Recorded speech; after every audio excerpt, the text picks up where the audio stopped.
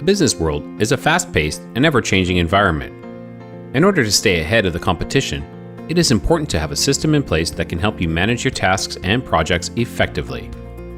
Use Runsensible to assign projects to employees, set deadlines, and track progress.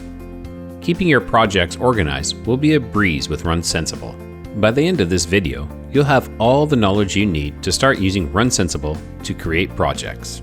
Alright, so what is a project?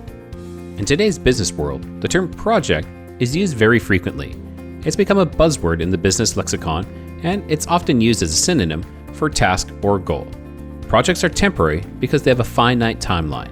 They're also typically complex, requiring a variety of people and skills to come together to get the work done. Keeping up with these complexities is Runsensible's goal.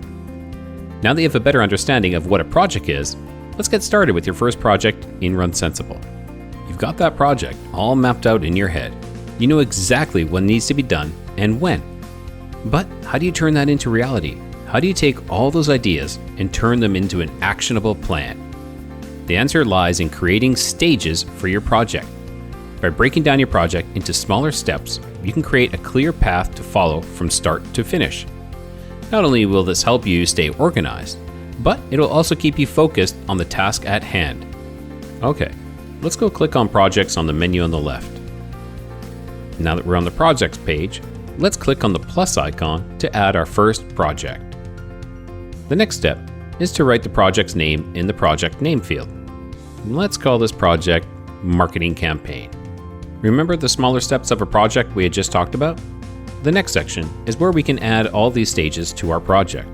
As you can see, there's a beginning and an ending point for our project. And of course you're thinking that there's so much more to my project than just a beginning and an end.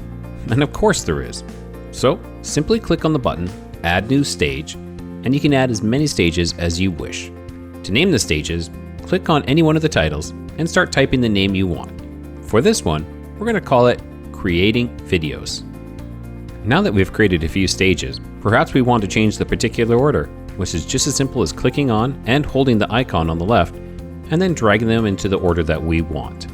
You can also see text color and background color at the end of the stages. By picking a different color for each stage, we can easily see what step we're on at a quick glance from the Kanban board view, which we'll discuss in another video.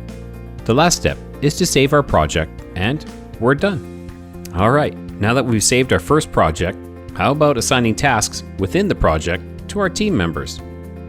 Runsensible allows you to create task lists, assign tasks to team members, and track the process of your tasks easily and quickly.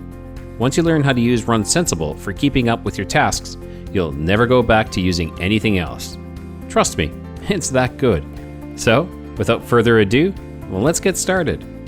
After creating our project, we'll see a widget containing our project name, the total number of tasks, the number of new tasks, and also all the tasks which are done. On that widget, we're going to click on the Add Task button to add a new task into our project. Now a window will pop up, and we're going to write the title of the task on the title field. Choosing the team member who will handle this task will be done through the Assignee field.